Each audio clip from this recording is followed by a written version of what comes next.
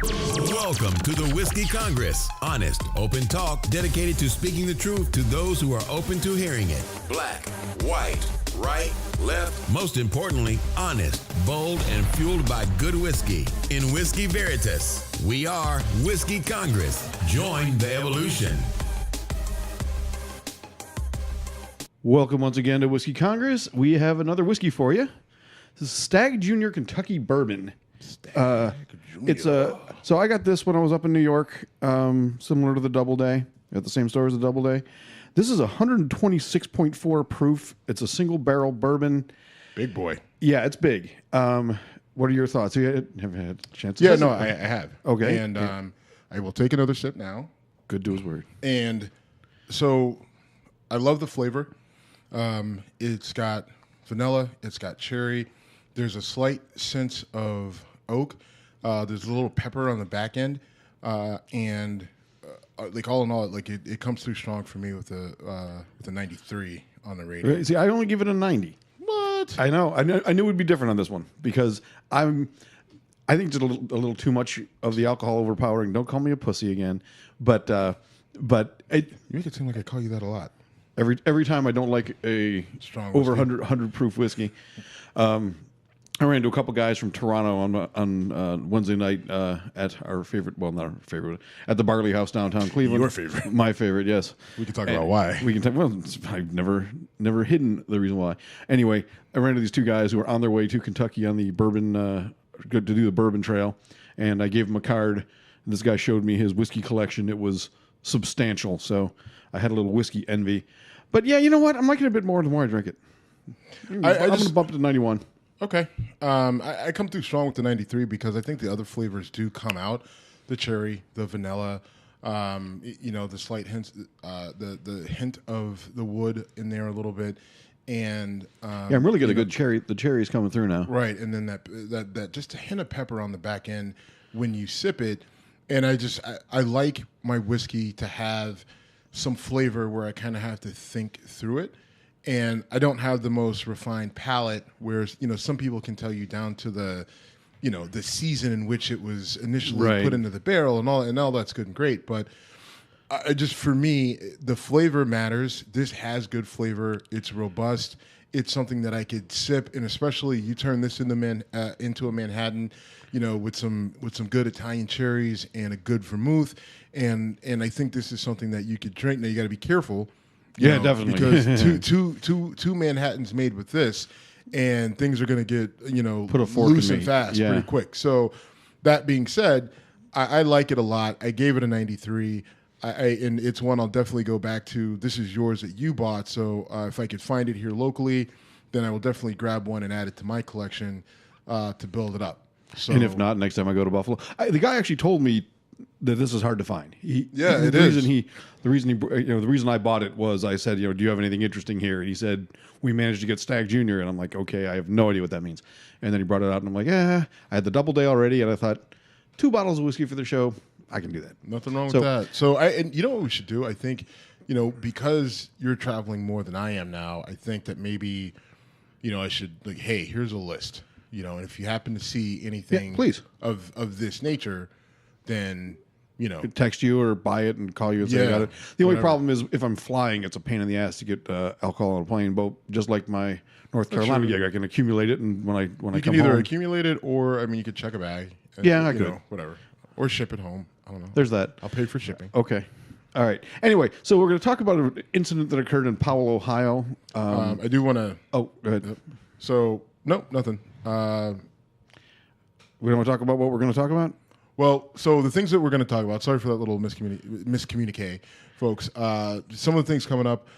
We've talked about our whiskey. We're going to talk about an incident in Powell, Ohio. We're going to talk about the Paul Manafort trial and Trump. There's some protesting going on in Portland. Then we're going to make a little switch over to Urban Meyer and his situation at Ohio State. And then we'll talk a little bit of Terrell Owens in the Hall of Fame. As this is the Hall of Fame weekend in Canton. So all those things will be coming up. But right now we're doing the whiskey portion via video. So we'll stop that video. Thanks for checking that out if you did. And then we'll jump right into all these topics in a second. All the fun stuff sounds good. All right, man. So Whiskey portion done. The whiskey portion is done. So we'll talk about this guy in Powell, Ohio. You want to set the scene, or would you like me to? Why don't you set the scene? All right. Hey, Jim. Yeah. Tell me a story. Tell you a story. Okay. So I was listening to the Alan Cox show the other day, and he played the audio of this guy in Powell, Ohio, who felt that he was wronged in. Do you have his name? You know what? I don't have it in front of me. Okay, it's fine. Right. We don't. I mean, he's an asshole. Who cares? Right. Fuck him. We're not giving him airtime. Anyway, so basically, in his opinion, he was wronged in a traffic right-of-way issue, and followed the guy in the car in front of him, to the person's home. The person who he followed was a young black man, I would guess early mid-20s. Right. And the aggressor here, the guy who followed him home, was an older middle-aged white guy. Driving a work truck for the HVAC company he owns. So he pulls up into the guy's driveway and decides to inform him that he just wanted to stop by and tell him how much of a nigger he was. Yep. And he repeated that word multiple times, and the kid, who was very shocked by this. He didn't expect to see a guy in his driveway. Didn't expect to be attacked verbally. And so anyway, I heard it on the Alan Cox show, and then I actually looked up the video of it. And in the video, it was actually a Columbus-based news story. So they talked to both people in this incident, like on the news. And the white guy, first of all, when I saw the video, like you said, he was a middle-aged white guy. When I finally saw the video, he looked exactly like I expected him to look. I mean, there was nothing shocking at all about this guy's appearance. He's an older, kind of fat white guy. And he's in a work van with the name on it. Well, he was asked, so the black guy was like, this happened and it's annoying, and I was a little freaked out when the guy followed me home. The aggressor in this case claims he didn't follow the guy home. He just happened to be going in that direction. When he saw the guy turn down the road, he chose to express his opinion. His discontent with being cut off by letting the guy know how much of a nigger he was. You're such a nigger, and you're just a nigger. And you watch the video, and you're just like, wow, okay. And so this is me jumping in, by the way. What's interesting is, and I've said this before, and a lot of people have said it, that this whole thing where people are just like, oh, there's no such thing as racism, and racism has gone away, and people are so melodramatic with it. Like, this is an incident where this type of shit, this isn't new, right? People are like, oh, people are emboldened by Trump. No, this shit has been going on for the last, 100+ years, right? Like, I mean, the end of the Civil War was over in 1865. So we'll just say some civility came to the country in 1865. Well, it's been going on ever since then. So 150 years, or however you do the math, since the Civil War. This is nothing new. What's different is now we've got cell phones, we've got social media. There's a way to document it and put it out there, and then it's you be the judge, right? And people want to say, well, this is an isolated incident. And the girl who called the police on the people in the park, that's an isolated incident. And the woman who called the police on the girl selling water, that's an isolated incident. And the guy and the girl at Starbucks who called the police on the guys sitting down in Philadelphia, that's these are all like, well, how many isolated incidents do you need before all of a sudden they're not isolated incidents anymore? Now, the flip side of it is, well, before we get to the flip side of it, just with this particular incident, this guy doesn't think, right? Like, you're driving your work truck. You see the guy pull out the phone. Like, as soon as if you're thinking, right, if you have any sense about the situation, you just drive off, right? Yeah. First of all, you don't even stop, right? Who actually does right. that? I mean, it's the road rage aspect of it aside, you pull into someone's driveway, you get into their space, you're taking a chance. I mean, right. I mean, like, first of all, I guess it goes both ways. This guy could have been armed as well. But. Right. I mean, either guy could have been armed. This could have gone way worse than it actually did.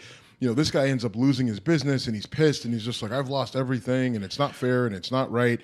And to me, I hate to see people lose money and lose their businesses and things like that. But when you're an asshole and you do something like this, it's hard for me to have any sort of sympathy or empathy for you. And it gives me some, Powell, Ohio is a predominantly white area. predominantly white, very wealthy. It's in, I think, Northwest Columbus. Correct. And so, it's an area where it's interesting that people said, "Oh, that's you? Okay, well, we're not doing business with you anymore." Right. Because if you listen to, some of the left-wing media and all that other sort of stuff, then you would think that people would embrace this guy and his business would only only go up, and MAGA and everything else.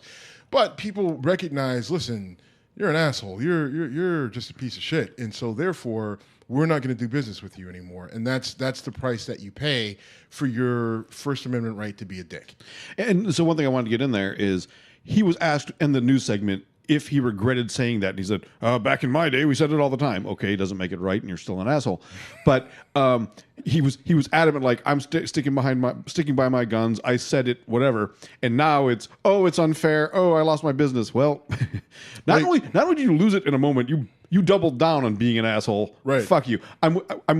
I'm with you that you hate to see someone's livelihood get damaged, but if it's going to get damaged like this, you're not going to see me losing sleep. I can't lose sleep over your stupidity. Right. Your inability to, one, control your temper, because road rage, like, listen, I get mad at people all the time driving on the road. I say things in my car, I get it out, and usually I drive by and it's a little old lady or a little old man, and I'm like, man, I'm a dick, right? Or it's it's a woman, she's driving 10 and 2, just staring straight ahead, pretending like if she doesn't look at me, I'm not there. And it's like, listen, lady, soccer mom, whatever you are, I get it. Like, you want to be safe, but you are causing accidents behind you left and right because you're driving like an idiot. All right. Now, I'm not going to say anything to you, right? Because if I did, you would probably shit yourself. So I need to just drive on and forget about this. And I do, right? And that's what a normal, sane person does. Right. Like, you get pissed in your car, you call the person every name under the book, you drive up, you look at them,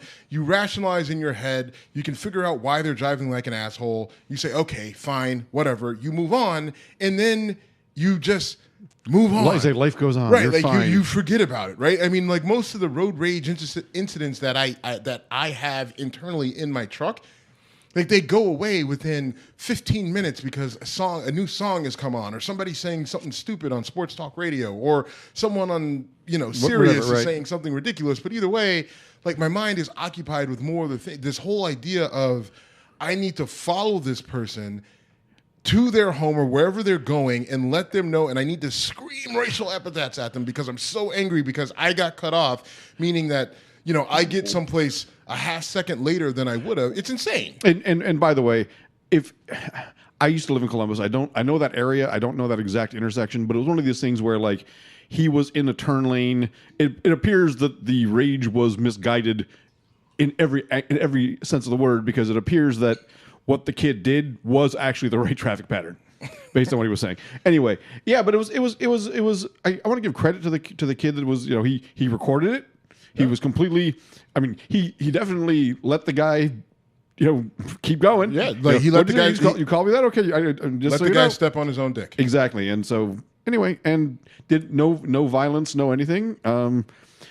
If you want to be a dick, and you want to represent your business, shit like this happens, and I'm sorry, right. Whatever. Okay, I wrote an article on whiskeycongress.com about the Paul Manafort trial. Mm-hmm. Our friends at Political Storm kind of took a shot at me because I basically called the Paul Manafort trial a nothing burger when it comes to Trump, because to me it is exactly that. It's well documented on the show. I am no fan of the president, and Paul Manafort, I actually started to find really interesting, because I've never seen anyone who had a $19,000 Python. Okay. Before we get into the actual like what's going on with his trial, let's just talk about Paul Manafort in general and his style. My man had a $19,000 Python jacket. Like, right. So they made a jacket out of Python leather skin, whatever. Yeah. Paul, 19 grand. Paul, brother, what are you doing? He had a pair of jeans, I think they were ostrich. He had an ostrich jacket also that was around 16 grand. I don't know about the jeans. He had a pair of ridiculous jeans, but it was the ostrich jacket that I'm like, why do you hate animals so much? Like, listen, I'm not animal lover guy, but I don't know how I feel about python leather and ostrich leather, whatever. Okay, fine. But I also I don't know how I feel about having a jacket that costs more than my car. Right. I just that shit is wild. I mean, he had a $1 million sound system, and he paid $1 million for something else. But it's landscaping. Landscaping. That's what it was. And it's like just looking at like even if I have money pouring in nonstop, and especially. But this is why people are criminals, right? Because criminals are stupid. No matter how much money they bring in, at the end of the day, I don't care how intelligent you are. Once you go down the road of just stealing money, right? Like you're a criminal, and criminals get caught, and criminals are stupid. And this is a prime example. Paul Manafort is a lawyer. He's an experienced guy in government and politics and everything else. And I'm sure if you took away all this shit, his political strategizing is wonderful. Right, but he got greedy. He's doing something to get people to throw all that money out. Exactly, but he got greedy, and he lost it. Literally, when you start buying 5-figure dollar amounts, clothes worth 5 figures, it's insane, right? So and you have to look at it. At some point in time, like you're getting money illegally. At some point in time, you're going to get caught. You have to know when to turn the faucet off. He didn't, and you spend money like that. The reason why he went broke and he wasn't reporting and he was trying to figure out because you blew $2 million on landscaping and a sound system, right? But realistically, if he's not part of the Trump team and he doesn't end up under the scrutiny of the Mueller probe, this probably doesn't ever get caught. No, this does get caught. That's what this is where I've come. Okay. Trump, the reason why this all started with Trump and Russia is because of Manafort and General Flynn, because they were both taking shady, sketchy money from Russians in Ukraine, from people in the Ukraine, yeah. Right? That's where that came from initially, right? This Paul Manafort guy, like he's shady as shit. Why has he got so much money coming in from the Ukraine and Russia and Flynn was doing things for Russian national television and all that other shit. That's where all this shit started. If you really go back, like that's the root of it, right? And that's why I say the whole collusion thing with Trump and his administration, it's Flynn and Manafort. That's where it comes from, right? Now, there's some other little things on the periphery that haven't been proven, and there's some things with servers and all that other shit. So we're going back to email servers and everything else, but that stuff hasn't really been fleshed out yet. But a lot of this stems from Manafort and Flynn. Now, what we know about Manafort and Flynn, were they throwing the election? Were they feeding the Russians information? I don't necessarily think that. I just think that they were taking money. They were doing all sorts of random favors and things like that. And anything that they were doing, it wasn't necessarily conscious collusion to throw the election. It was, I'll go and I'll talk to this person or that person and I'll get a bunch of money for it. Or I'll go over to Russia and I'll say this as a person who is a well-respected American, and I'll go on Russian TV and I'll read this, whatever this propaganda statement is, and I'll get paid for it. I'll convince these Ukrainians to do X, Y, and Z, and I'll get paid for it, right? And, oh, by the way, we work for the Trump administration who, we're gonna fight to be president, but maybe he won't be. But at the same time, maybe at some point in time, I'll have enough influence where you scratch my back and I'll scratch yours. Yeah, and I think that's what it is. Now, you want to lose your mind over that and say that's collusion, and he's got to go down for it. Like, first of all, that's just kind of how politics work. I hate to tell you. Right? Like, I mean, our country, we've been doing it this is how we've been doing business for 40 fucking years, if not longer. What, right? meddling in other elections? Not necessarily meddling in other elections, but I mean, we do meddle in other elections. That's what the fucking CIA does. Right, exactly. I mean, and any country that has an interest in another country's election and the ability to influence does it. However, that doesn't mean I'm cool with it happening to us. I'm not. I'm not cool. But again, the Russians meddling with our election, I think, is separate from what's going on with Manafort, what happened with Flynn, and with the Trump administration. But you really think if not for the FBI digging so directly into Manafort as a result of the Russia investigation, you think Manafort goes down anyway? Manafort was going down. Manafort was going down. That's the thing. That's why they fired him. Manafort was going down. They knew, like, once they found out that he was being investigated and he was going down, that's why they fired him, right? Well, in the reason is that this? Yes. Okay. They had been investigating Paul Manafort and a couple of these other people for a while. That's why Trump's whole thing was, if these people were under investigation before, why didn't you tell me?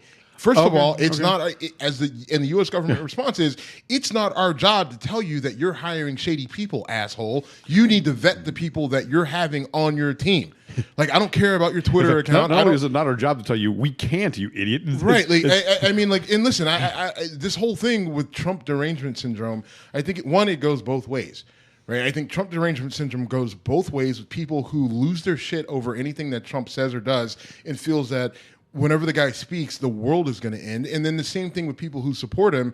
Everything he says is golden truth, God, honest, the best thing ever, right? Like, I think Trump derangement syndrome goes both ways for both sides. And you have to have some common sense about this. Like, is the guy the worst thing ever? No. But he says a lot of shit that's not true. His administration is they definitely have a plan in place that is assaulting a lot of our environmental standards and a lot of our financial standards that are going to benefit people at the top who make a lot of money. Right now, is that the end of the world? No, but it's going to have adverse effects against poor people. Right, and a lot of those poor people are people of color, but there's a whole lot of white people that don't have money either, who this will negatively impact as well. And those are some of the things, if you want to talk about Trump administration and the shitty things that they're doing, those are the things that you need to focus on. Yeah, a lot of those poor white people are the ones who put Trump in office.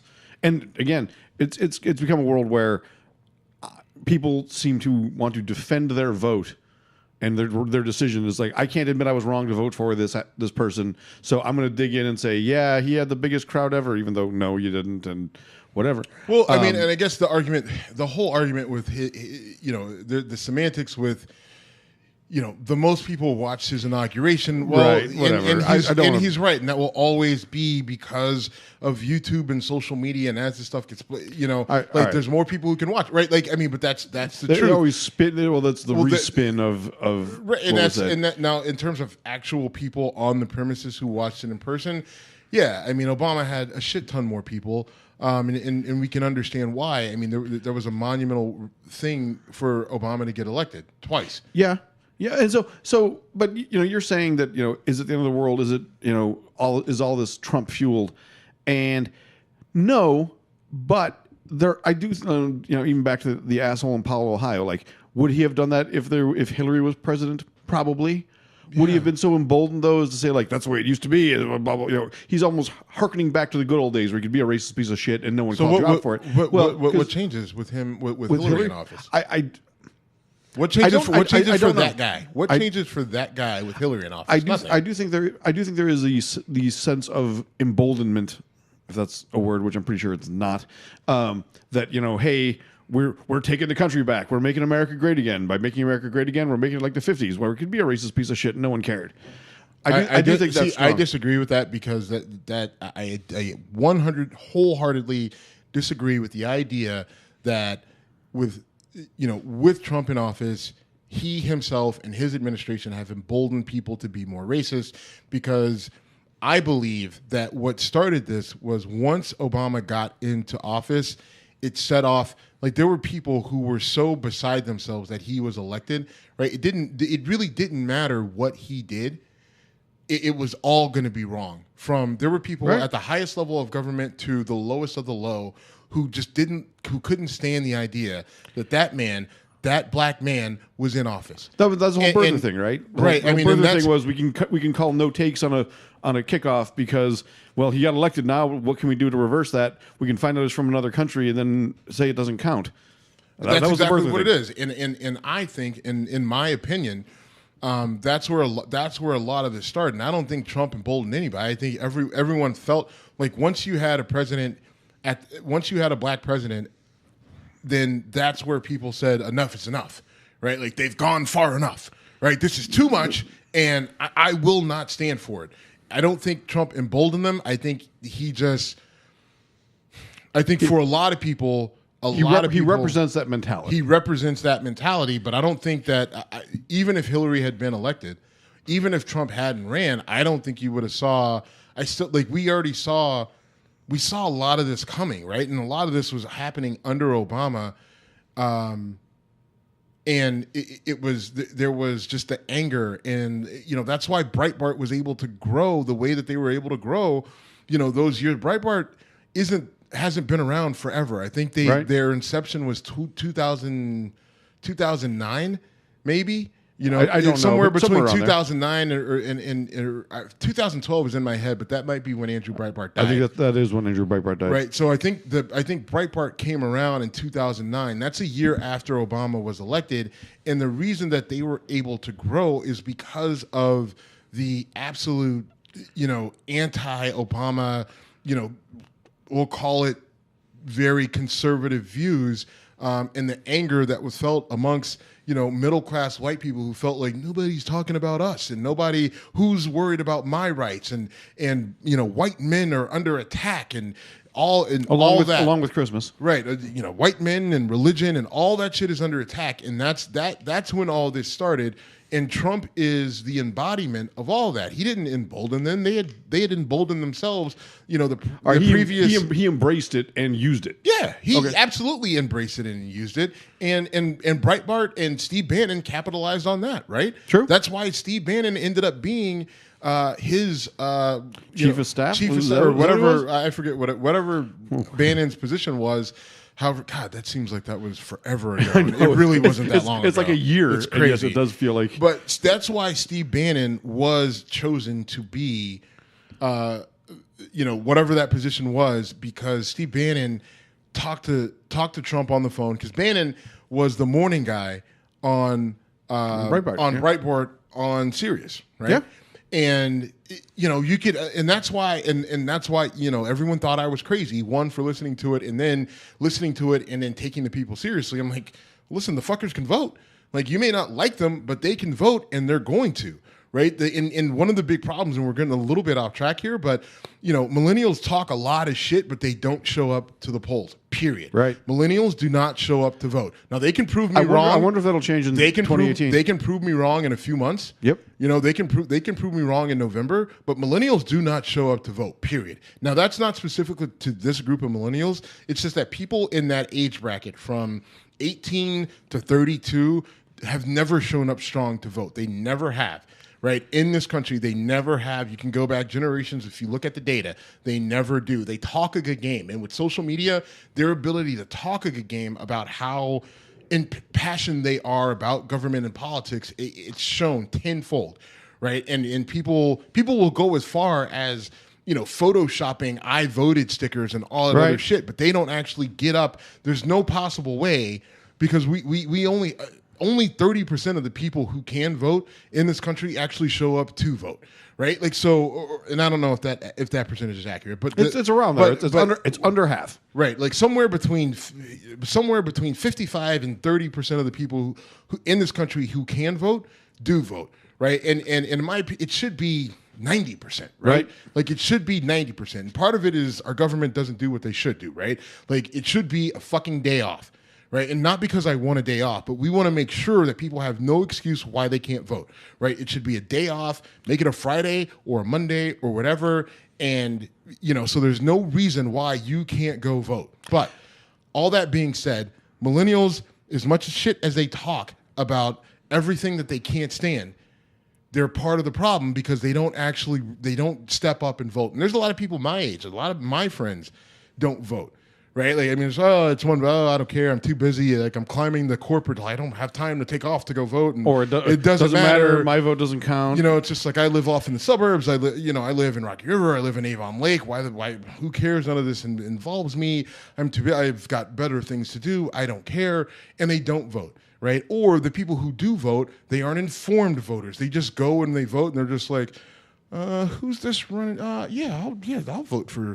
I'll vote for Jim Davis, and I'll vote for Steve Smith, and who is this? O.J. Simpson running for women's rights representative. Women's rights representative. Hell yeah, I'll vote for O.J. All right, you know what I mean? Like, so that's it. That's the other issue as well. We don't have informed voters, but going back to like Steve Bannon and Breitbart and that whole thing, like they fueled it. They knew what was there. They caught on to what was going, and then they amplified it. And they did a hell of a job because Breitbart went from nothing to a whole lot of something, and now it's a juggernaut that you can't stop, right? Like, think about it. Breitbart, they've got a fucking press pass in the White House. They're in the White House now.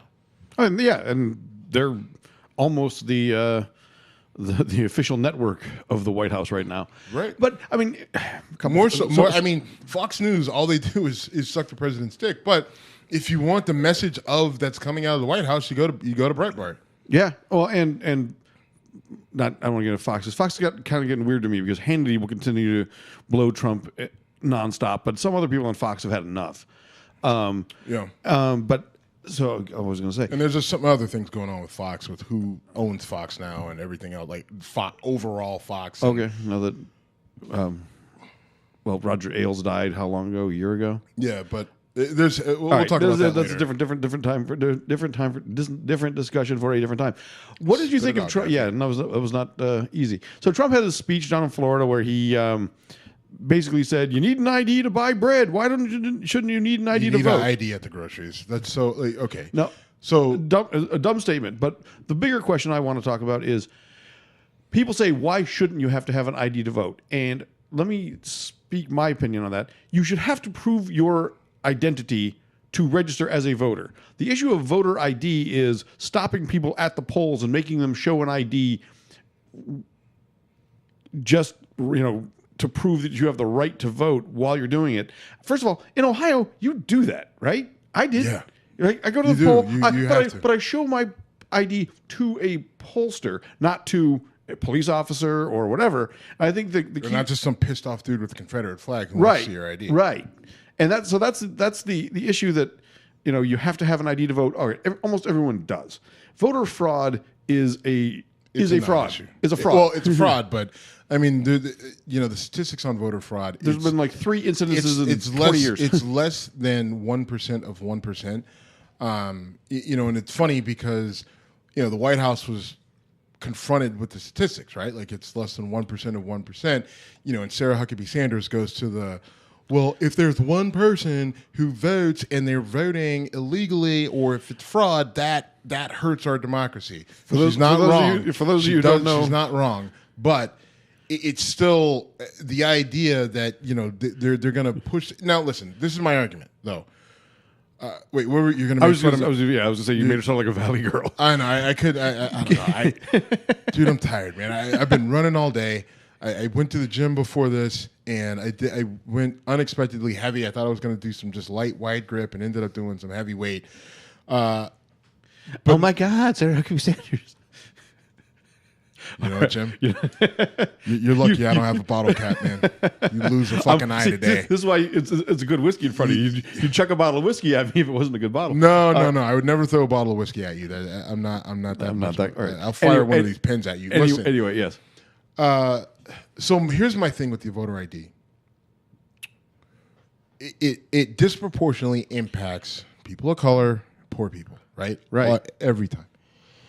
And the left, Democrats and groups like the NAACP and the advocates for black people, get really pissed off by this whole idea. They're just like, it's not fair and it's too and so my thing is this. I'm like, listen, I get it. Like, fine, we want to call it voter suppression. You know what the best way to overcome it is? Instead of doing these things where we're trying to we should be saying, hey, one, you need to register to vote. And do you have an ID? Oh, you don't have an ID? Then we need to do drives to get people their IDs, right? Screw this whole idea of we need voter registration drives. No, we need get your ID drives. Why don't you have a state ID? As a citizen, why don't you have one? Right? And it's just like, well, it's too hard to get. Okay. No, it's not. Well, for some people, it legitimately is, right? Think about it. If you're down in Alabama or Southern Ohio or Kentucky or somewhere in the outskirts of fucking Tennessee, and you're a person that's maybe in your 50s or whatever, and maybe you don't drive, or like what I mean, because what do you need? What do you need to get an ID? You need your birth certificate, you need your social security card, True. And you need some sort of proof, a Residency, bill yeah. or residency or something like that.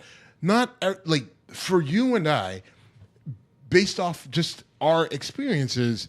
All that stuff is easy to get and easy to come across. But let's say you lose your birth certificate or you lose your social security card. It's kind of a pain in the ass. And you have to pay $75 to get a reprint, right, which like is you what got, I like had you, to do once. Right, like it's a pain in the ass to get the shit reprinted. If you weren't born in that state or you were born, you know what I mean? Yeah. Then you got to go through, you got to jump through the hoops of getting it. It's not necessarily that easy. So that's the difficulty in getting an ID. So for me, it's instead of being pissed about it, what we need to do is fight it. The worst thing for conservatives who want to say, fine, you have to have a voter ID to vote, and knowing that it's not genuine, it has nothing to do with actually legitimizing the vote. It has everything to do with voter suppression. Yes. So therefore, And do we agree voter suppression is a real thing? I believe voter suppression is a real thing. Okay. And the reason why I know it's a real thing is because if I know how hard it is for a lot of these people to find and get their IDs, then they know. You work in low-income housing, so you... Right, I mean, like in a lot of... And that's the issue. They weren't born in Ohio. They were born in Mississippi, or they were born in Louisiana, or they were born in Illinois, or they were born in Michigan. So they don't have their birth certificate. They don't have their social security card. So they don't have the ID that they need, right? They go get some, bullshit, a library card or whatever. They get whatever they can with their picture on it and hope that it works. And it's just like, oh, well, that's not the rules and blah, blah, blah, blah, blah. Okay, so my solution is we set up get your ID drives. You come in and you fill out a form. Where are you from? Where were you born? Right? So do you, the first question, do you have your birth certificate? Do you have your social security? Do you have your social security card? If the answer to either one of those is no, then the next question is, where were you born? Right? And then once you figure that out, then you take them through the steps. This is how you get that information, so you can then turn around and go get your ID, so then you can vote. That should be the drive. That should be the impetus, because then all of a sudden you can have all the voter ID laws you want, but if all of a sudden we go through and everybody who you don't want to vote has an ID, then what are you going to do? When they started doing the early voting stuff in 2008, maybe? That changed a lot of things, because election day used to be you have this one 24-hour block, or actually one 12-hour block to vote. And one means of voter suppression that is clearly racially biased is in communities that are largely poor, largely black, or other minority. They would do things like have a police blockade, and they were going to stop cars for random DUI checks or inspection, is your inspection up to date? And they would literally use that as a means of suppressing people's comfort, safety, and ability to get to the polls. When they implemented the early voting thing, it became very easy to vote comfortably whenever you wanted in a 1 week block. And I know people who are furious that happened, because that's not their official reason. Their official reason is, well, it should be 1 day, it should be this, should be that. Okay. You're saying that, and you're saying words very loudly, but the real reason is it's a lot tougher to suppress voters when you have to do it over the period of a month, and they have to go to a downtown site. When Obama got reelected in 2012, I voted early. I was on the road, and you were in Columbus, right? What's that? No, I was here. 2016. Oh, 2016. I'm sorry. 2012. 2012. I was here. You knew me then. We didn't start a show then. Right. But I was in Cleveland, but I was on the road on a project in Michigan, and I went down to vote, and the lines were around the block, and the demographics were. I was in a distinct minority, put it that way. Which means he was the only white guy. I was one of 10 white people, and as a white guy with a shaved head, I was like, "I'm with you. Trust me. Ooh, we're good." No, I didn't do that, but you could. I literally, when I finished voting, I said Obama's getting reelected, because the crowds were massive and people were voting. And again, showing an ID, dropping in a ballot. I'm totally derailing the conversation, but that I think was a huge step towards towards defeating voter suppression, spreading out over several days. And Ohio, I think, does a pretty good job with it, right? I mean, Ohio requires ID, but Ohio is very good, in my opinion.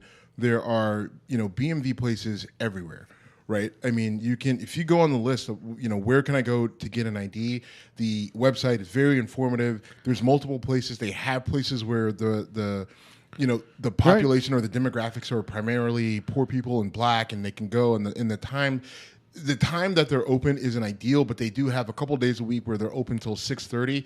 As opposed to, because some of these places... And they're open on Saturdays sometimes. Right, they're open on Saturdays, but you don't necessarily have to live, there's some that are open that have... If you live in East Cleveland, you can still easily get to a BMV. Right, exactly. Which is government actually working. Yeah, and they have, and again, they have multiple places where you can go on a Saturday. Yes, you have to drive a little bit further, but that's the difference between a place like Ohio and, let's say, in Alabama, where the hours are from 9 until 4. They're not open on the weekends, and they're only in places like wherever there are predominantly black people. There are no places to go get your ID or get a license. You have to drive to Mobile versus whatever. We're making up places, Tuscaloosa or whatever. There's only like 4 places in the whole state where you can go, and wherever they are, they're nowhere near where there are predominantly people that are not white. And those are the sort of things that happen. Or there are places like any time of year, a BMV will be open, and then for some random reason from, August until November 10th, they're closed. They're down because we're remodeling. Yeah. We're remodeling. November 18th of the election. Yeah, so we're gonna remodel from September until. Right. The middle of November. Until it doesn't matter anymore. Weird. And that's the type of shit in terms of voter suppression. So, again, my solution is, instead of having a voter drive and then getting pissed that, there's this whole requirement for voter IDs, then fine, we'll play by your rules and we'll get everybody IDs. Right? Like you go out and you say whatever you got to do to get people IDs, and you set up funds where, all right, fine, we will pay the money it costs to get your birth certificate, to get your social security card or whatever. You go through the steps, and yeah, it's a hurdle and it's annoying and it's an obstacle, but you're not going to beat them by bitching about it, right? Like you have to go out there and say, fine, you're going to put this obstacle up, then we're going to knock it the fuck down, right? Because then you knock it the fuck down, and then they have to go out and figure out, and the reason why they're doing it is because they know that people aren't going to do the steps that they need to do to go out and get IDs. That's why they're using it, right? And the funny thing is that whether you're a black leader or you're Al Sharpton or you're Karen Hunter, they all want to do this voter registration shit, but they don't want to do the go get your goddamn ID shit. Go out there and get your that's the thing where people, that's how this all goes away. Because then what's the GOP going to do once everybody has their IDs? Then they'll be back on their heels. Because then once everyone has their IDs, then they would have to do some pretty nefarious shit to keep people from voting. And then at that point, like putting up roadblocks? Well, yeah, but then once you start doing shit like that, then as a lawyer, I can argue that. I can take that to my state appellate court. I can take that to my state Supreme Court and say, they're intentionally trying to stop people from voting by physically putting up ways that people can't get there to vote. Right. All right. So, real quick, right now, as we are speaking, there is a protest going on in Portland. I want to say it's like... First of all, when is there not a protest going on in Portland? There's that. But usually the protests in Portland are Whole Foods is out of organic almond milk. Today, Starbucks ran out of mochi. Anyway, this is a Patriots for Prayer or some right-wing group, and Antifa, which I still contend is a manufactured group of just troublemakers on drugs who right-wingers are using as a... Troublemakers on drugs? Drugged up troublemakers who are being inspired. You sound like the 70-year-old get off my lawn guy right now. Get off my lawn. No, I think Antifa is a manufactured group. I don't think there's an organization. I think they are a manufactured group of left wing. Oh, I don't think they're left wing. I think they're just people who want to stir up shit. Yeah, I mean, they're kind of. I think it's a blend of. I think there's a couple people at the top who are getting dopey young men to cause and trouble. Women, trust me, and well, women. yeah, probably women too, to cause trouble in the name of whatever, and to create a villain for the right wing to talk about and help scare the Fox News crowd. That's my theory. Call me maybe. liberal, white, liberal, whatever. Maybe, but I don't know. I mean, like talking. I don't know. I think it's left wing. The people who are just anything Donald Trump is bad, who are taking it to extreme. Like, and if you look at them, right? Like, if you look at what they actually hooded do, and masked, right? I mean, they're whatever. hooded. They're always like either little or just slobs, and like their fights are just like slap fights. It's just like, like they throw, you're just like, you've never thrown a punch before. I mean, like they do stuff like they they throw rocks and they break glass and they start fires and all that sort of shit. And they do hit people with stuff. But, I'm sitting there thinking, I'm like, all right, if it was me and so, like with all these idiots, like this would be over in 10 minutes, right? 10 minutes? 10 minutes. It would be 10 minutes, and there'd be a pile of bodies, and then it would be me and whoever I'm with explaining to the police, like, well, I know it looks bad, but I promise you they were the aggressors. You would go 300 on them, just form a phalanx or whatever, phalanx, whatever. A phallic what? As a phallic, I did say that. No, I'm just saying. I mean, like if you look at, when you look at them, it's just you could tell they're all just a bunch of spoiled brats who are pissed about I don't know what, and they throw on all this stuff to make themselves look like, Bane, right? And then they go and they get into slap fights with other conservative crybabies, right? And then they set shit on fire, and then they cause more trouble than they're fucking worth. Right? I just consider them to be a manufactured. They are. I don't think they're manufactured by the right to create. They're not. They're like they're not. They aren't. I'm sorry. They're not. They're just fucking far left crybabies. That are looking to be aggressive and violent, and they don't understand what violence is. Most people don't. So I fully support the right to protest, but I've completely lost faith in the value of protest, at least in that kind of protest. I lost faith in it a long time ago. I mean, I don't know what this group in Portland is marching for. I don't know what their the resistance is marching against. I do know the last time something like this happened, though, a girl got killed. Right, Heather Heyer got run over in Charlottesville. It's right around a year ago. What is this group's name? I'm sorry. Patriots for Prayer. Patriots for something Prayer. like that. And you're I think you're dead on. Their whole point is to they just want to generate a buzz, right? Like they're looking to create.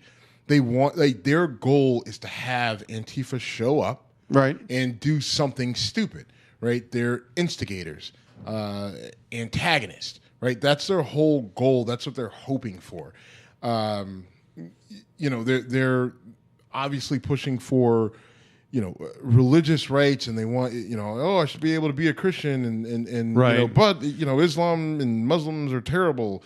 But gays are terrible, and all that all that LGBT nonsense, and that's what their protests are formed around, right? Just the idea of conservative Christian rights white, are being imposed upon. Conservative Christian and white people are being imposed upon, and they should be allowed to speak their mind freely, and they do. And so then here comes the Antifa people who are, well, we're liberal and we're atheists and we believe in abortion and we think trans people are great and you're wrong, so I'm going to throw a rock at you and then I'm going to slap you and I'm going to yell at you and call you names and I'm going to kick you and I'm going to run away. Well, we're not going to agree on the origins of Antifa, but anyway, that thing's going on in Portland as we are speaking. Nothing has come of it that I know of as of yet. I haven't gotten anything pop up. So I mean, I guess I'm a little bit. We should actually, you asked me if we should talk about it. I said yes. I think looking back on it, we probably should not have talked about it and waited to see if anything happened, because these groups, they do this shit all the time. This is what they do.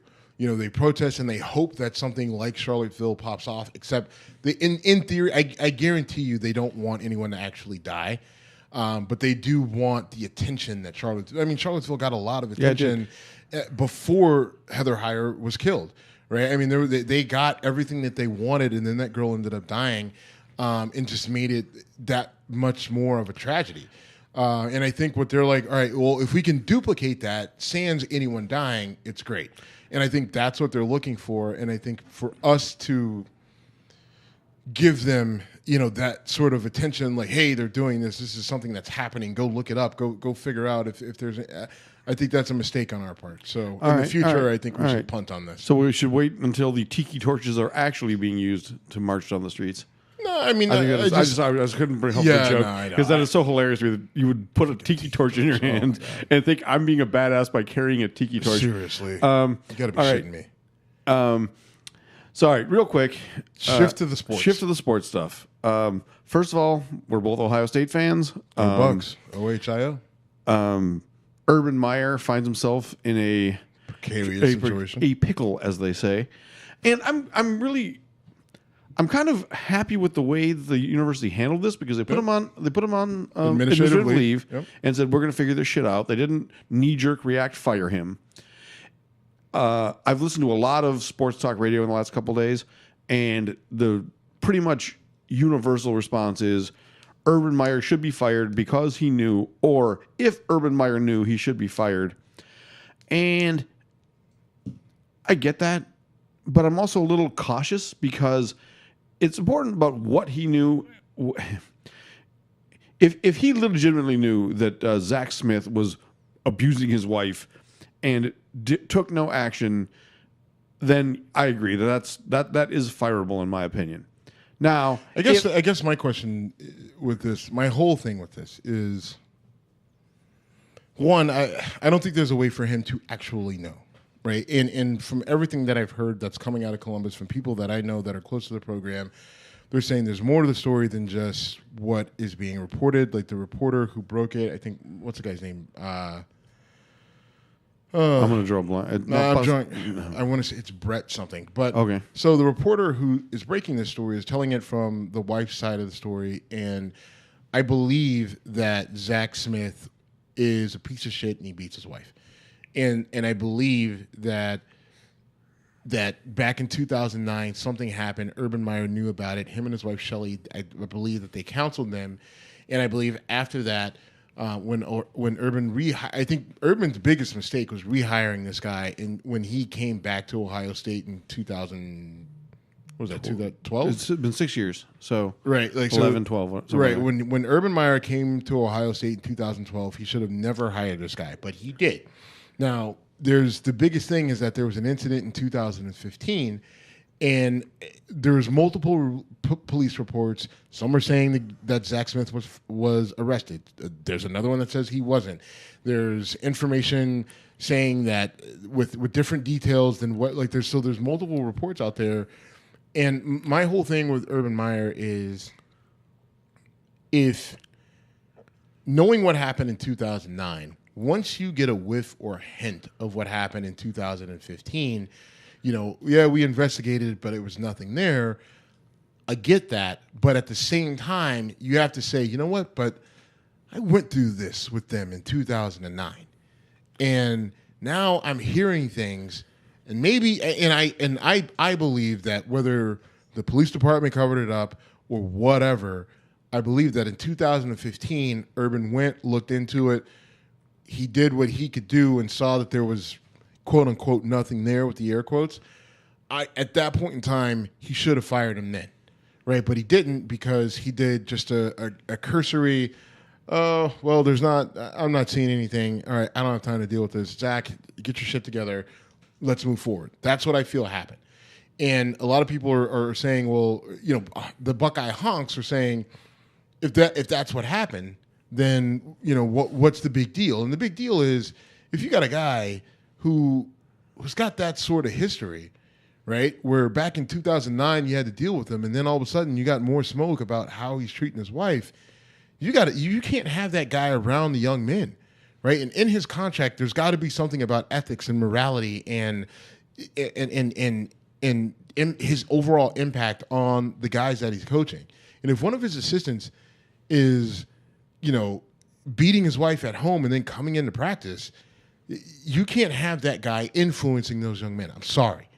And I have an issue with that, and I've wavered because I want it to be fair and I want it to be right, but at the same time, I think what's fair and what's right is you should not have rehired him in 2012 when you came to Ohio State, and then in 2015, I don't care if you looked into it and nothing was there. The fact that you got a call about it, that's dangerous to me though, because you getting a call about it is not. I mean, I know that innocent until proven guilty is a court of law thing, not in the office thing. Exactly. That's it though. Don't overlook that. This isn't a court of law. No, it's not. Right? Like I'm sorry. Like you have. Like listen, if you work for me, and you call me and say, "Hey, I can't come to work today. Me and my wife got into a thing, and the police or whatever." Okay, listen. You make it out of this. If this shit comes up again, don't call me, because when you do, you're fucking fired. I don't care if you're not guilty, period. And then you call me, and then you no, it's not a hard road. It is. This is my business. He is the CEO of Ohio State football, right? Urban Meyer makes more money than anybody at that goddamn university, save for maybe Gene Smith. Okay? I don't think. No, I think. Gene Smith gets some money from the NCAA. So let's just keep that in mind. All that being said, Urban Meyer is the CEO of Ohio State. Football, yes. Okay, of Ohio State. Football. Okay, you're right. He is the head fucking honcho. His rule. He says, you come to me with, I don't give a shit whether they find you guilty, whether they arrest you, they charge you, a phone call about you and your wife. I don't care how crazy she is. You get your shit together at home. If I get a call about it, you're the fuck out of here. That's how I handle it. So if I get that call and then it's just like, oh, well, he wasn't arrested and it just turned out to be more, you know what? Fine. Go take your ass to fucking Boise State. Take your ass to fucking Northwest South Dakota State. I don't care where you go. You're fucking fired. Get the fuck out of my locker room. I can coach someone else to have my receivers not catch fucking passes, run shitty routes, and we still be as good as we are. Get the fuck out. I could find somebody else to do your goddamn job. A little anger. He's not even that good of a goddamn receivers coach. Can we talk about that? Can we talk? Why the fuck are we? Why are we protecting him? No, we cannot. Because I feel like we can go out there and find somebody who can go get fucking Joey Galloway and get his ass out there. Why the fuck do I have Zach Smith as a fucking Ohio State? You know what? Urban Meyer, get the fuck out. All right. Give me Bob Stoops. Pens are flying in the studio. Oh my god! This is why I'm really pissed. This anger is really about Steve's fury. Oh my god! And I've watched Ohio State games with you. This is not manufactured anger. This is real. I'm sorry. I'm sorry. All right. Speaking of angry wide receivers, I'm back. All right, he's back. I'm back. Speaking of angry wide receivers, did you get it out? Do you feel good? I did. Terrell Owens was T.O. Voted to the Hall of Fame this year. Now, we never talked about this when it happened, but when T.O. got voted into the Hall of Fame, my buddy, Jason Whitlock, tweeted at Terrell Owens, congratulations on getting to the Hall of Fame. We've had some trouble over the years, but I respect you and congratulations. And T.O. responded with a 2-word reply tweet that simply said, "Kick rocks," which, by the way, is Steve's favorite fuck you. Steve's favorite response other than "fuck you" is "kick rocks." And I'm with you on that. I think it's really that's a great if I can't say.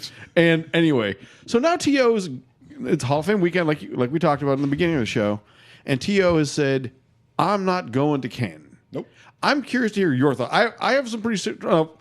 My history with T.O. is I was not a fan, then he became a Buffalo Bill, and I really learned to like the guy. Weird. Yeah.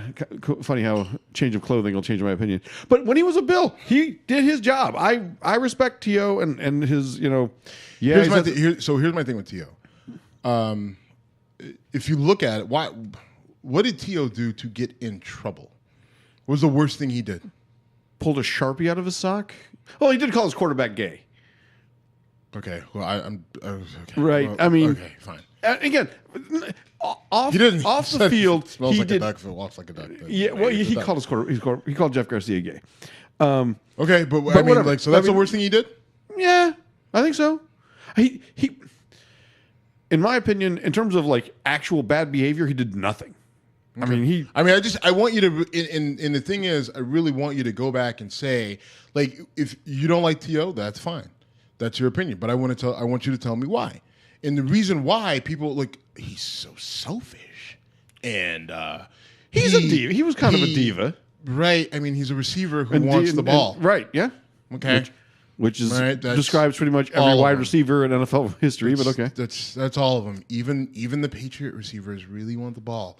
Right, like how dare you bring Danny Amendola into this? Julian Edelman really wants the ball. Danny Amendola is now a Miami Dolphin because he didn't get the ball enough in New England. Right? I mean, come on, like the receivers dare you besmirch the great how dare you besmirch the great Chris Hogan?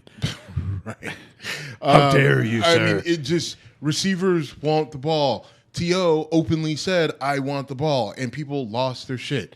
Right, and it's like, oh my God, how dare you? He spilled popcorn on his face. I mean, it's just like his touchdown dances. You know why? You know why he's doing those touchdown dances? Because he's doing his job better than your DB is doing his job.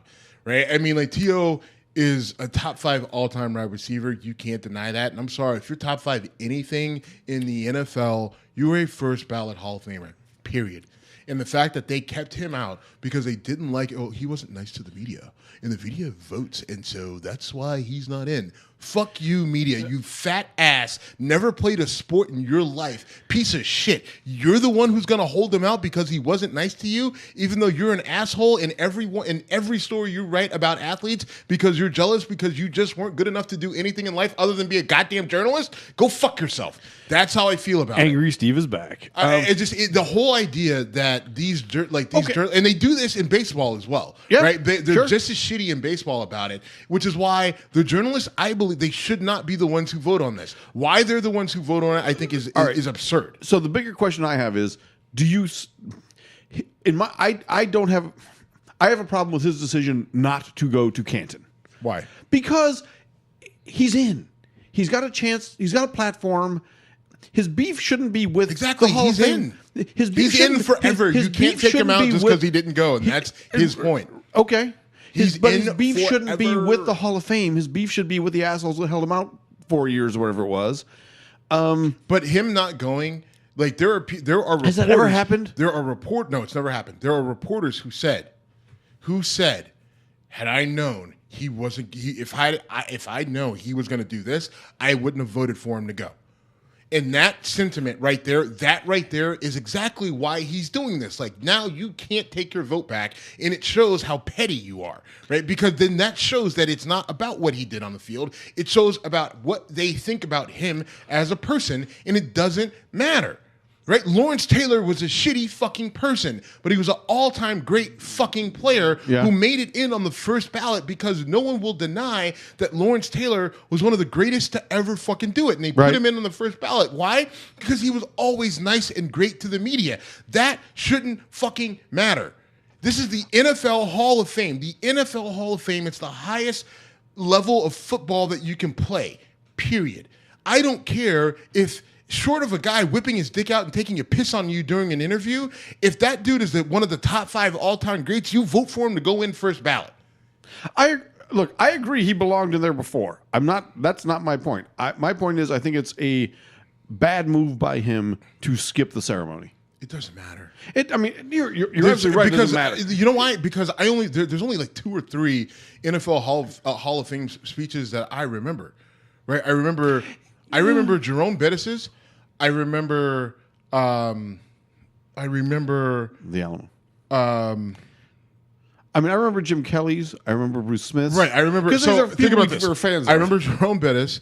I remember. Oh my God. Terry Bradshaw. No. Our defensive coordinator. For years. Oh my God. Why is this drawing a fucking Chuck blank? LeBeau? Dick LeBeau. Dick LeBeau. Dick LeBeau. Oh my God. We should call it a day. Dick LeBeau, not Dick LeBeau. French or Chuck LeBeau. or Chuck LeBeau. I mixed up. You mixed up Dick and Chuck. Yeah. And somehow I got in a blow. God, so we went a little sideways. So horribly wrong. Dick LeBeau. Dick LeBeau. Just don't say names anymore. That guy. Our former defensive coordinator. I remember his. And Michael Irvin's, just because he cried so much and he was so emotional about it. But those are the three that I remember, right? So two Steelers and a Dallas Cowboy, which my dad, when he listens to this, is going to drive from St. Louis to Cleveland and punch me in the face. But like those are the three that I remember, and I've seen how many. Like, so I don't fucking care. Honestly, I don't fucking care. Too. Now that I think about it, right, another Buffalo Bill. Yeah. Weird. Yeah. So listen. He doesn't show up there. If you want to say it's a slap in the face to Canton, okay, sorry. One out of how many slapped you in the face? Fine, you'll get over it. Oh, I'm not hurt about it. I just don't think it's a good move on his part. No, I mean Canton will be fine. Canton will be fine, sure. Right, and he's in, and you he know what? deserves It's to be petty. in. It's petty, but the media treated him so shitty for so long. Right, they made the biggest deal about like some of the things like some of these people said. You know, with all these people on I've done ESPN, my Skip Bayless rants, right? Right, like Skip Bayless and all like Bill Plaschke and Woody, the dude out of Colorado, out of Denver, Woody Page. Yeah. It's Woody Page. Like all like Trey Wingo and like all the shit they talked about him, right? Just because. But why not go to Canton and say, "Fuck you, Skip Bayless"? No, he's just like, because I'm not doing your dance. All right. And I'm okay with that. All right. Like he walks to his own beat and I can respect it. So I'm sorry. Right, I won't. That's fine. I'm not gonna drill. If I had the time, I would go down to Chattanooga. I got beef with that place anyway. So you have a beef with UT Chattanooga? Yeah. So that's where when you play against them? No. Never played against them. But that's where they used to always play the national championship for Division I AA. And when I was in college, UMass, where I played, we were 1AA, and I never got to play there. Like we never actually made it back to the title game. All right. As me as a player, and I'm pissed. And I do want to go there, and it was great. Like I got to see when Youngstown State went there with Tressel, and UMass went there, and all those guys held up the trophy and all. So that's my thing with UT Chattanooga. All right. I want to do a real quick thing, and can we do a come at me, bro, as a monologue? I got one. I got one. All right. So my come at me, bro, for you is not even a question. It's a story I'm going to tell you. Tell me a story. Tony Hinchcliffe was on the Alan Cox show, and he brought up that he went to Ursuline High School, where Ed O'Neill went to high school, and so did you. Mm-hmm. And he brought up Ed O'Neill and I so badly wanted to call in and say that Ed O'Neill's record that he bragged about on Married with Children was broken by my co-host. I didn't get a chance to call, but that's my comeback, Rose. I love the fact that you are the guy who unseated Ed O'Neill, a.k.a. Al Bundy, as the single playoff game, right? 5 touchdowns in a playoff game. Yeah, I scored 5 touchdowns in a playoff game, which that record was actually broken. By also broke your record? Yeah, mine was broken by I think someone scored more than 5 touchdowns in a playoff game. Yeah, there was a run in the early 2000s where my high school was unstoppable, and we had some monster running backs. And for different reasons, the kids ended up not going on, which is disappointing. And I take some responsibility. I wish I could have been a better mentor to those kids, but right. I mean, like my record. I think the record is 6. I would think that would be a pretty serious. Yeah, I mean, capper. 6 in a game is ridiculous. Right. 5 in a game is ridiculous. 4 in a game is ridiculous. Right, but I did back. We were playing Martins Ferry. We played them at Steubenville.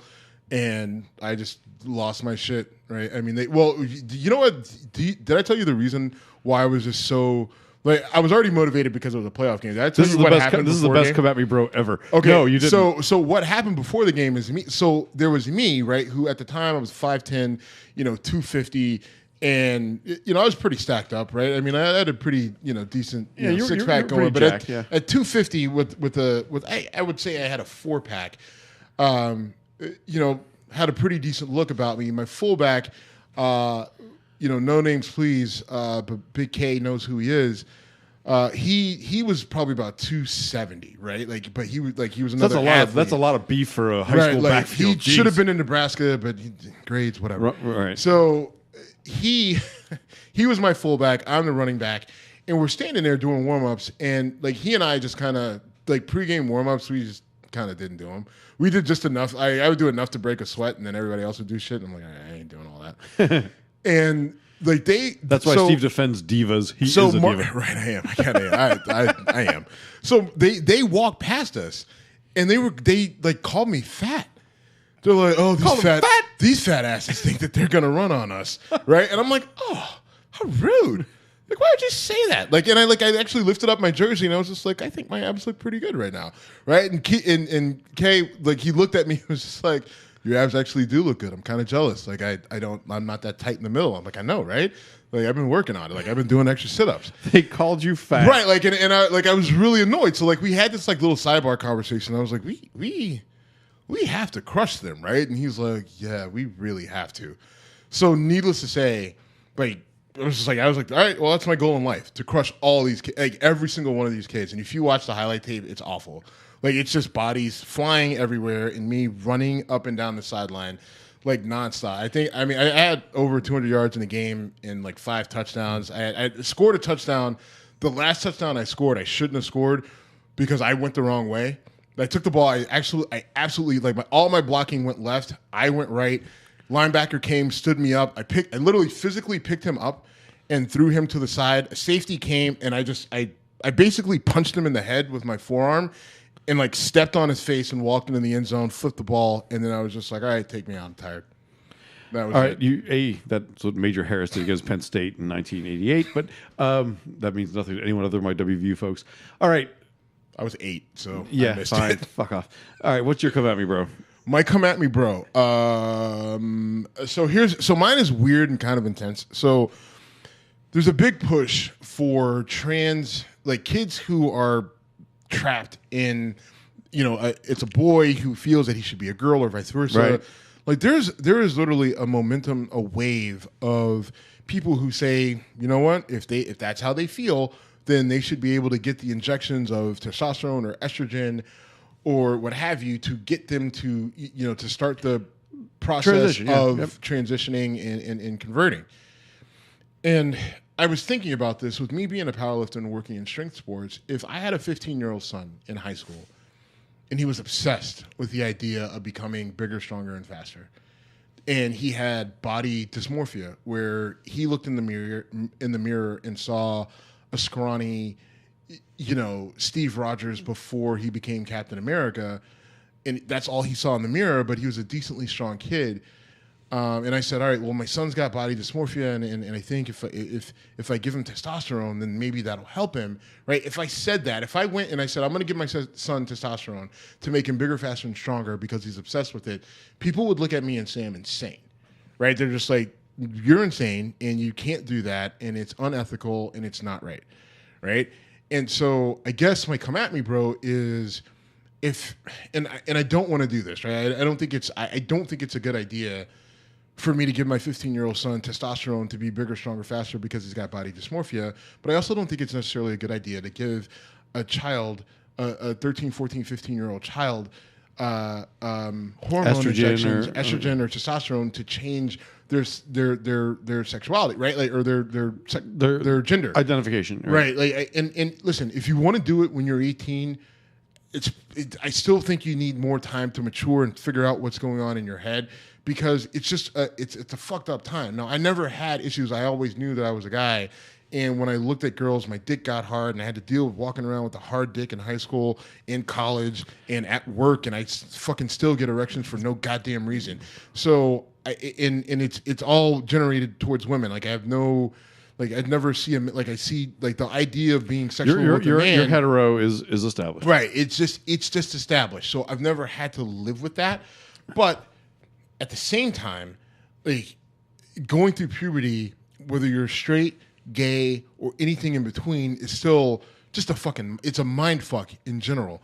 And I don't think the idea of introducing external hormones into your body, trying to figure out what the hell is going on, I just don't think it's a good idea. So my come at me, bro, is like, if you got a kid under the age of 18, if you want to, listen, if you're 13, 14, 15 years old, and you want to strut your stuff, if you're a man or you're a boy and you think you are or feel that you're a girl, dress, do whatever you want. And when you become 18 and you're old enough to vote and you're old enough to join the military, you are then old enough to make the decision that you want to make that transition. I just don't feel okay with doing this before these kids turn 18. What happens if they turn 18, right, after all this, and they say, you know what, I'm just gay, and I don't want to change my gender, but now I've got these injections, and I guess you stop taking the injections and things go back, but what if they go as far as have a surgery, right? And then I don't know. This is the weirdest come at me, bro, ever. It is. I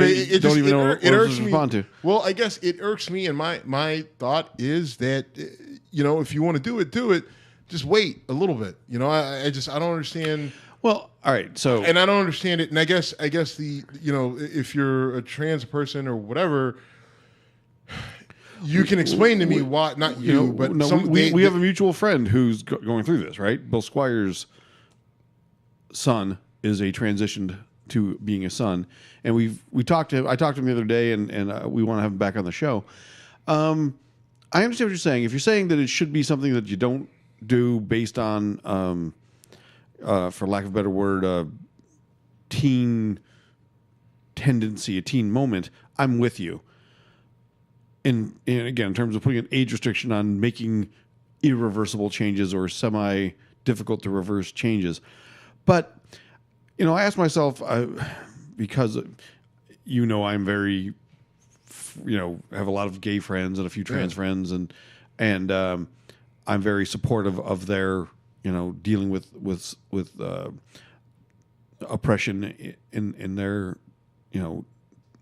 their lives. I'm doing a horrible job eloquating this, but articulating it. Articulating, yes. Thank you. You're not articulating it eloquently. You're right. That's your third.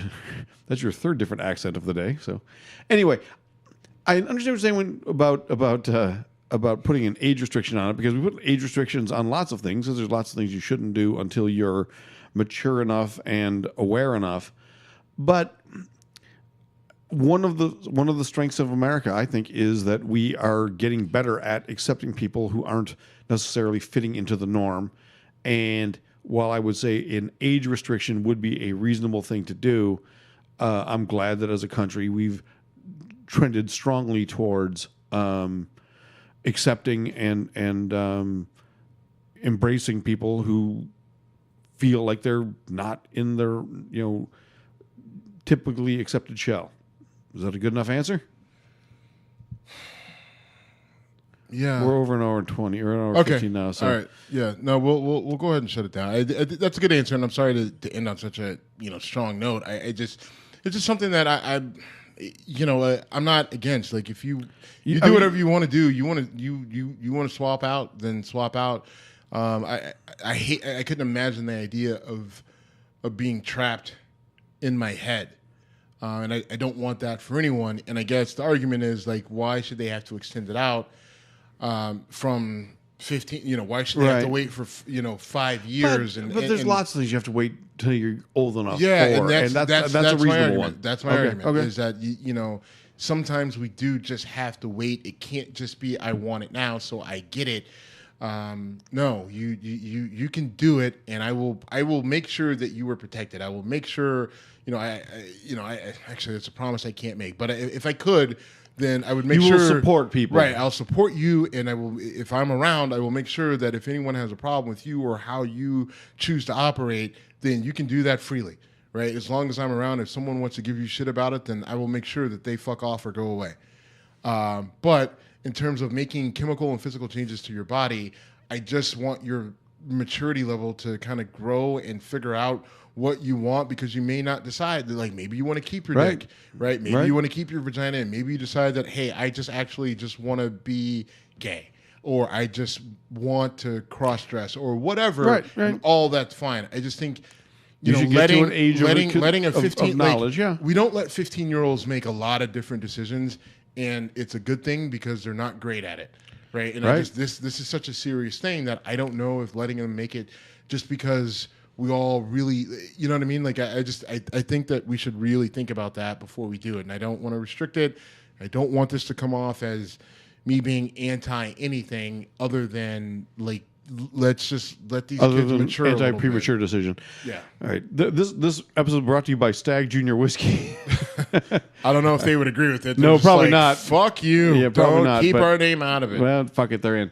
All right, man. Good talking to you. Let's shut this down. We are at Whiskey Congress on social I media. got a ball game to go to. I'm going to a tribe game. You're going to a tribe baby. game tonight? I've got a Roll tribe roll. Central Division leaders. They are the Central Division leaders, and Yankees doing? They're second. They're behind the Red Sox, And they're but good. And they have a shit ton of money. then they baseball. do. And I've really transitioned to being. I've transitioned to being an Indians Oh, fan. you've transitioned. Into being an Indians Well, fan, well, well. which does not require surgery or injections, but it's been a lot of fun cheering for that team. All right, brother. At Whiskey Congress on all social media. Jim at Whiskey Congress. Steve at Whiskey Congress. You want to email us if you would like us to have a come at me bro for one another. Send Or them if you got there. a whiskey or a beer suggestion, any of that. Any of that. Thank you very much. We are out.